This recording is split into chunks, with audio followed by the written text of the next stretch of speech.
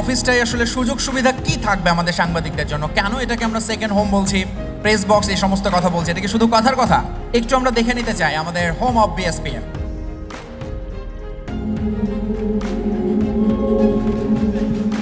জাতীয় স্টেডিয়ামের এই আঙিনায় কেটেছে 63টা বছর ক্রীড়া সাংবাদিকদের second home, press box, beyond press box. Bangladesh sports press অ্যাসোসিয়েশনের এই গণ্ডিটা বেড়ে যাচ্ছে, বদলে যাচ্ছে, লাগছে আধুনিকতার ছোঁয়া। এবার আর নামে শুধু নয়, আক্ষরিক অর্থেই সেকেন্ড হোম, বিএসপিএ প্রেস বক্স। স্বপ্নের শুরুটা হয়েছিল 2022-এ বিএসপিএর 60 বছর পূর্তির আয়োজনে। জাতীয় ক্রীড়া পরিষদের কাছ থেকে বরাদ্দ মেলে জাতীয় স্টেডিয়ামের প্রায় 3000 স্কোয়ার ফুটের এই জায়গাটি। এরপর থেকেই অপেক্ষা। এই ধুলোরাস্ত সরে 6 মাসের অক্লান্ত পরিশ্রমে স্বপ্ন এখন রূপ নিয়েছে বাস্তবে। প্রকল্পের ডিজাইনার আর্কিটেক্ট ডক্টর নিজামুদ্দিন নিজেও বিএসপিএর সদস্য ছিলেন। সাংবাদিক, প্রাত্যহিক জীবনে সাংবাদিকের ডেইলি রুটিন তার পুরোটাই জানা। কি নেই সেই আধুনিক নিউজ রুমে? সুপ্রশস্ত লবি, সবুজের ছোঁয়া, স্পোর্টস রুম, সভাপতি ও সাধারণ সম্পাদকের কক্ষ, অ্যাডমিন ও accounts room, members lounge, conference room, library, studio, kitchen, 2টি ওয়াশরুম, স্মোকিং জোন ও স্টোর রুম। বিশ্রাম, বিনোদন আর কাজের সুযোগ, আধুনিক স্থাপত্য শৈলী, সঙ্গে তো থাকছেই নয়নাভিরাম স্টেডিয়াম ভিউ। এক পা বাড়ালেই জাতীয় স্টেডিয়ামের সবুজ গালিচা যেন হাত নাড়িয়ে ডাকছে। ক্লান্তি দূর করার উপসমতাই আছে এই ডিজাইনেই। স্বপ্ন পূরণে প্রয়োজন ছিল স্বপ্ন সারথীও। 2024-এর 7 ডিসেম্বর বিএসপিএ অফিস পরিদর্শন করে হঠাৎই স্বপ্ন পূরণে রাজি হয়ে যান ক্রীড়া অনুরাগী নাসের শাহরিয়ার জায়েদি। তার প্রতিষ্ঠান রেডিয়েন্ট কেয়ার বড় অংশ অর্থায়ন করেছে হোম অফ বিএসপিএ নির্মাণে। ক্রীড়া সাংবাদিকদের কাছে ঘরের মতোই আপন এই স্থান, আর ক্রীড়া সাংবাদিকরাই এই জায়গার প্রাণ। সময়ের প্রয়োজনে আরো বড় পরিসরে আধুনিকতার নিমিত্তে সবার একান্ত প্রয়াসে প্রস্তুত আজ হোম অফ বিএসপিএ। প্রেস বক্স ছাড়িয়ে আরো এক প্রেস বক্স। বছরের পর বছর ধরে যেভাবে এগিয়ে গেছে ক্রীড়ালক্ষ্য সমিতি, চিন্তার বাইরে। আমরা সেদিন চিন্তাও করতে পারিনি যে ক্রীড়ালক্ষ্য সমিতি এইরকম অবস্থায় যাবে।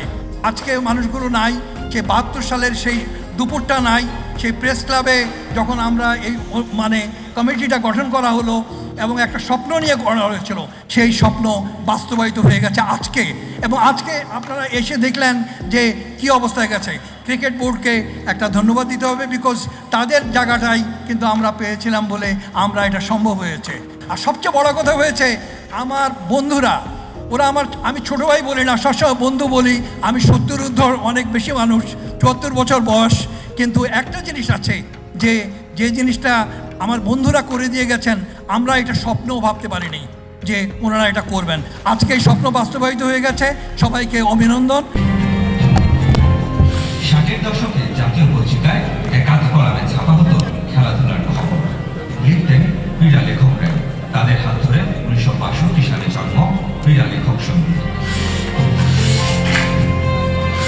মহান মুক্তিযুদ্ধ বদলে দেয় সমিতির নাম, গতিপথ। পূর্ব পাকিস্তান ক্রীড়া লেখক সমিতি হয়ে যায় বাংলাদেশ ক্রীড়া লেখক সমিতি। 1993 সালে সমিতির স্বীকৃতি মেলে Asian sports journalist union, ASPOR, যা এখন AIPF এশিয়া নামে পরিচিত। পরের বছর আন্তর্জাতিক ক্রীড়া সাংবাদিক সংস্থা AIPF এর সদস্য হয় প্রাণের সংগঠন। সময়ের সাথে ক্রীড়া সাংবাদিকতা পরিপূর্ণ পেশা হয়ে ওঠে। বিস্তৃতি ঘটে ক্রীড়া লেখক সমিতিরও। যুগের সাথে তাল মিলিয়ে বদলে যায় নাম। আনুষ্ঠানিকভাবে 2012 সাল থেকে বাংলাদেশ স্পোর্টস প্রেস অ্যাসোসিয়েশন বিএসপিএ নামে নবযাত্রা শুরু। সেরা খেলোয়াড়, কোচ, সংগঠক, রেফারিদের হাতে বর্ষসেরা পুরস্কার তুলে দেওয়ার প্রথা শুরু হয় 1964 সাল থেকে। দেশের সবচেয়ে প্রাচীন আর মর্যাদার এই পুরস্কার অনুষ্ঠানে এখন থাকে আরও বেশি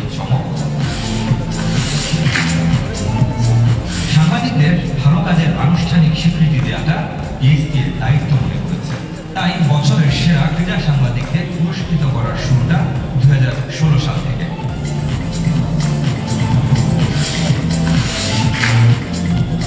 রজত জয়ন্তী, সুবর্ণ জয়ন্তী পেরিয়ে বিএসপি তার 60 বছর পূর্ণ করেছে 2022 সালে। বছর জুড়ে ধারাবাহিক নানা কর্মকাণ্ডের স্বীকৃতি হিসেবে 2023 সালে হয়েছিল এশিয়ার সেরা ক্রীড়া সাংবাদিক সংগঠন। সাংবাদিকদের মান উন্নয়নে নিয়মিত সেমিনার, ওয়ার্কশপ, ট্রেনিং কোর্সের আয়োজন করে বিএসপি। দেশের গণ্ডি পেরিয়ে বিদেশেও কর্মশালা ও সেমিনারে অংশ নেওয়ার সুযোগ পেয়েছেন অসংখ্য ক্রীড়া সাংবাদিক, লেখক। বিএসপি এর সদস্য সংখ্যা প্রায় 300। দেশ জুড়ে আছে 8টি শাখা। নিজস্ব ঠিকানা হোম অফ বিএসপি এ তৈরি শেষ। এবার নতুন চ্যালেঞ্জ, সদস্যদের কল্যাণের জন্য বড় অঙ্কের তহবিল গঠন, যা কিনা অনিশ্চিত এই পেশায় একটু হলেও নিশ্চয়তা দেবে ক্রীড়া সাংবাদিকদের। সব সদস্যকে সঙ্গী করে বিএসপি এগিয়ে যেতে চেয়েছে, এগিয়ে গেছেও। ফলে ক্রীড়া সাংবাদিক আর লেখকদের সত্যিকারের সেকেন্ড হোম হয়ে বুঝেছে হোম অফ বিএসপি। দশকের শুরুতে যখন আমরা ক্রীড়া লেখালেখি করি এবং সেইটাই আমাদের আশ্রয় ছিল এই ক্রীড়া লেখক সমিতি। তার আমারও বয়স কম হয়নি, প্রায় এই সংগঠনের সাথে আমার 43 কি 44 বছর। সেই সংগঠন আজকে নতুন একটা ধাপে এগিয়ে যাচ্ছে। এই শুধু এই ক্রীড়া লেখক সমিতি আমার না, আমার ধারণা যে স্টেডিয়াম ক্রীড়াঙ্গনের সাথে যারা সম্পৃক্ত তাদের প্রত্যেকের সাথে এটার স্মৃতি জড়িত আছে। সেই স্মৃতি থেকে আমরা এখন নতুন স্মৃতিতে যাব। লম্বা দীর্ঘ 1962 সালে যেটা আতিকুজ্জামান খানের হাত ধরে সব লেজেন্ডারি নাম এক একটা, আব্দুল হামিদ, কামরুজ্জামান, এবং সেখান থেকে শুরু করে আজকে রেজওয়ানুজ্জামান রাজীব। আমরা শুরু করতে চাই তাদের সম্মাননা প্রদান। শুরুতেই আমি ডাকছি বিভিন্ন সময়ে অনেক মানুষের হাত দিয়ে। এর পরবর্তীতে ছিলেন 2008-9 এই মেয়াদের সেক্রেটারি রফিকুল ইসলাম। রাইট, একটু সিরিয়ালটা মিস হয়েছে। তার আগে আছেন আতাউল হক মল্লিক ভাই। 2006-7 এই আমাদের প্রিয় মল্লিক ভাই, এবং এর পরপরই সামনের সারিতে বসে আছেন আরিফ সোহেল। এই সময়টাই সাধারণ সম্পাদকের দায়িত্ব পালন করেছেন। আরিফ সোহেলের প্রতিও আমাদের অবশ্যই কৃতজ্ঞতা, এবং আজকের এত দূর আসার পেছনে ভীষণ অবদান রেখেছেন। সব সময় নানানভাবে উপদেশ দিয়ে আমাদের পাশে থাকেন আরিফ সোহেল। এবং তারপর যার নামটি বলবো, আমাদের আরেকজন ভীষণ রকম অ্যাক্টিভ সদস্য সুদীপ্ত।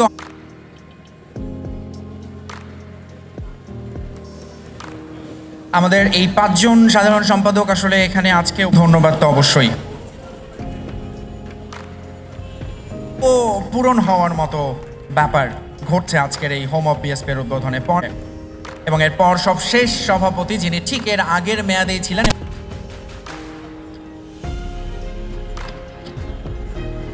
এখানে অনেক স্পোর্টসম্যান আছেন, তারা হয়তো অনেক ক্ষেত্রে মনে করবেন যে ক্রীড়া লেখক সমিতি এত বড় এর দরকার কি, হোম অফ বিএসপি ইত্যাদি। কিন্তু আমরা আসলে স্পোর্টসকে ইনডিরেক্টলি, আমরা ডিরেক্টলি সার্ভিস দিই না, কিন্তু আমাদের indirect service is very important.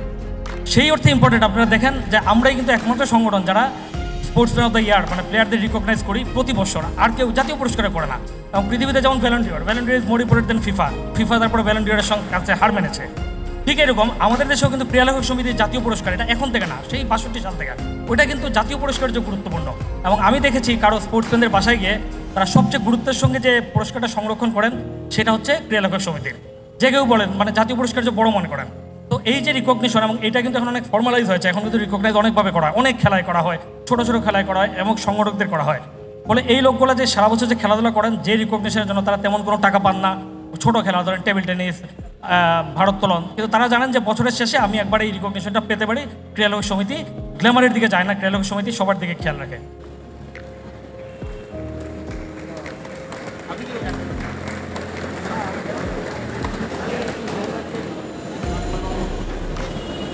অতিথিরা সঙ্গে বর্তমান বিএসপি এর প্রেসিডেন্ট এবং সেক্রেটারি, আরও একবার ধন্যবাদ, কৃতজ্ঞতা জানাচ্ছি সবাইকে। বিএসপি এর সদস্যরা যতই আপনারা লেখেন, আপনাদের লেখার মাধ্যমে কিন্তু আমরা ওই প্রান্তিক জায়গা থেকে, গ্রাম থেকে ট্যালেন্ট হান্ট করে প্লেয়ারদেরকে আমরা চিহ্নিত করতে পারি, হোক সে মেয়ে, হোক সে কোনো ছেলে খেলোয়াড়। বিএসপি এর খেলার মাধ্যমে আমরাও উপলব্ধি করতে পারি আমাদের কাজগুলি কেমন হচ্ছে, একটা সেলফ অ্যাসেসমেন্টের মতো। সব ক্রিটিসিজম নয়, সব কিছু আমরা কনস্ট্রাকটিভ ক্রিটিসিজম হিসেবে দেখতে চাই। তো ধন্যবাদ জানাচ্ছি যে আপনাদের লেখার মাধ্যমে আমরা সেই চিন্তা চেতনাগুলোকে আমরা একটু বৃদ্ধি দিতে পারি। আরেকটা মোর ইম্পর্টেন্ট কাজ বিএসপি যেটা করে সেটা হলো ইতিহাসকে বা ইতিহাসের একটা সময়কে আপনাদের লেখার মাধ্যমে কিন্তু আমরা ক্যাপচার করতে পারি। আজকে যে খেলাটা খেলছি, যে খেলাটা আয়োজন করছি, যে প্লেয়ারটা ভালো খেলছে, সময়ের সাথে নতুন প্লেয়ার আসবে, নতুন ফেডারেশন আসবে, নতুন কর্তৃপক্ষরা আসবে, নতুন কোচ আসবে, অনেক সময় আমরা ভুলে যেতে পারি বা মনে না রাখতে পারি না। আপনাদের লেখার কারণে আমরা সবাই কিন্তু ইতিহাসের পাতায় স্বীকৃতি পাই এবং এই মোমেন্টটাকে আপনারা ক্যাপচার করে রাখেন। সো বিএসপি এর কাজটা কিন্তু খালি আজকের না, ভবিষ্যতে একটা মিউজিয়াম আকারেও আমাদেরকে একটা জায়গা করে দিয়েছে। আজকে আমি বিএসপি এর অফিস উদ্বোধনে এসেছি। আমি বিশ্বাস করি আগামীতে বিএসপি এর নেতৃত্বে বাংলাদেশ একটা স্পোর্টস মিউজিয়ামও আমি আগে দেখতে পারবো আগামীতে। এটা হবে আমাদের সুচেষ্টা। বিএসপিই হচ্ছে আমাদের ক্রীড়া লেখক সমিতি, যে ক্রীড়া লেখক সমিতি 1992 সালে আমাকে প্রথম স্বীকৃতি দিয়েছিল যে আমি একজন ভালো ক্রিকেটার হিসেবে বর্ষসেরা ক্রীড়াবিদ হয়েছিলাম তারপরে। তো বিএসপি এর বা তৎকালীন বাংলাদেশ ক্রীড়া লেখক সমিতিকে অনেক ধন্যবাদ জানাই। সেই সময়ে আমাকে এবং ক্রীড়াঙ্গনকে যেভাবে পুরস্কৃত করা শুরু করেছিলেন, যে স্পিরিটটা দিয়েছিলেন, সেটা আমাদের এই এগিয়ে যাওয়ার পথে এগিয়ে যাওয়ার জন্য অনেক সাহায্য করেছে। আমাদের অফিসটা হয়তো আপনারা ব্যবহার করছেন, যেটা আমাদের আগের অফিস ছিল ক্রিকেট বোর্ডের, যেখানে আমাদের ক্রিকেটের জন্ম হয়েছিল। শাকিল ভাই একটা গল্প করতো সবসময় যে এমসিসির ইংল্যান্ড থেকে তারা কর্মকর্তারা সব এসেছিল ক্রিকেট বোর্ডের সাথে মিটিং করতে। শাকিল ভাই ছিল সেখানে, তৎকালীন সাধারণ সম্পাদক ছিলেন আশরাফুল ভাই, রইস ভাইরা। তো মিটিং শুরু হওয়ার কথা ছিল 9:30টার সময়। তো ইংল্যান্ডের ওরা এসেছিল 9টার সময়।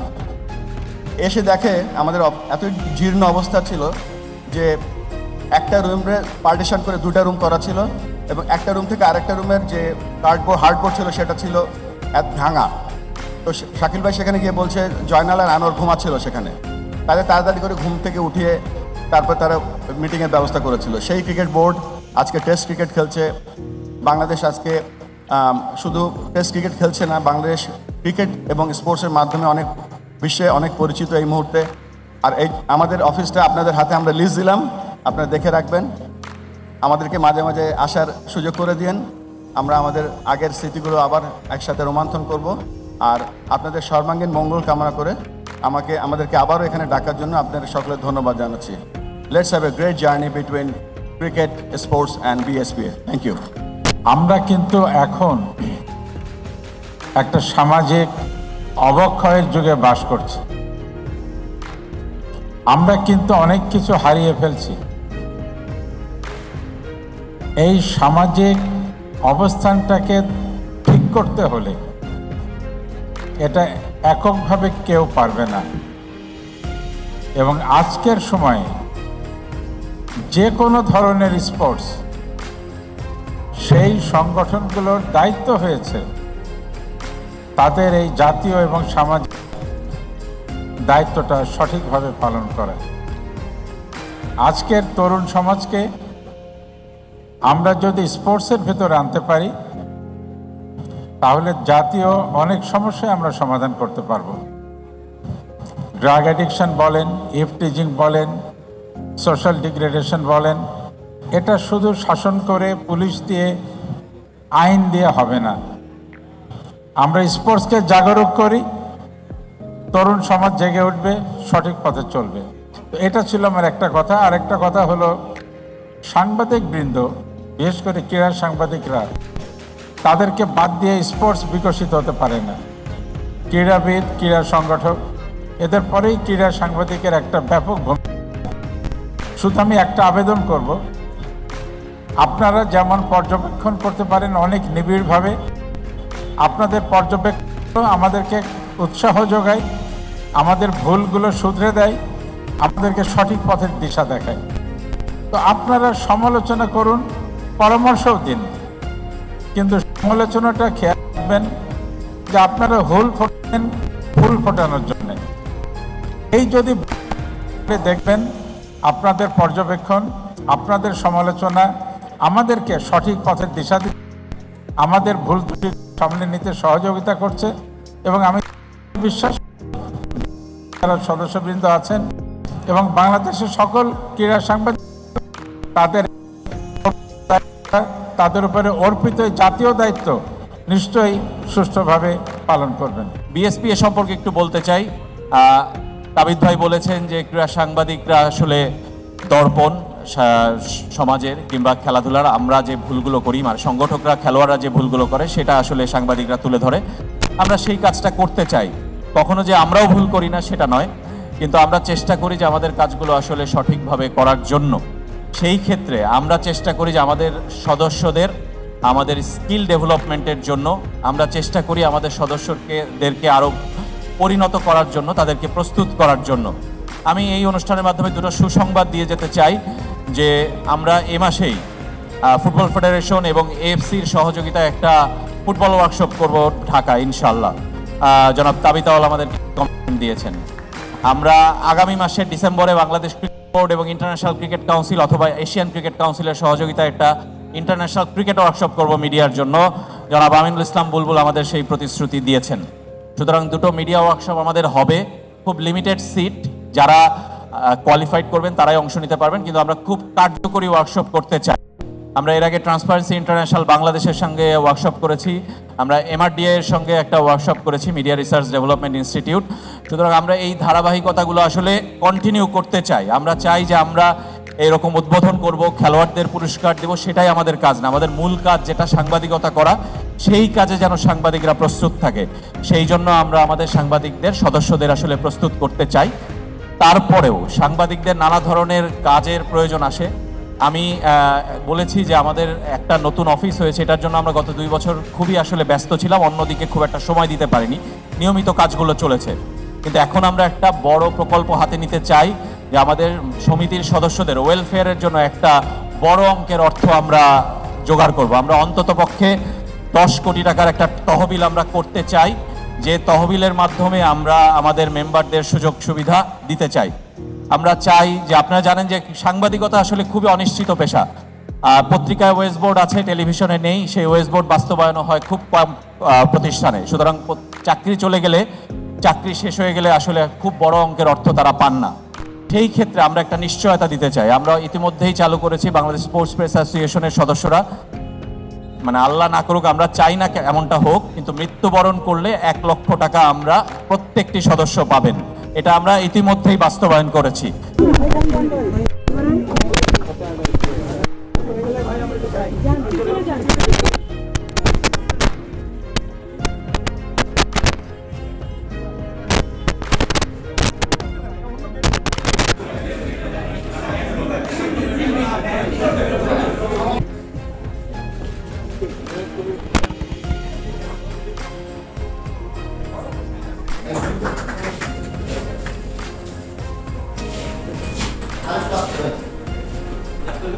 নিজের কোটে করতেছে, আমার কোটে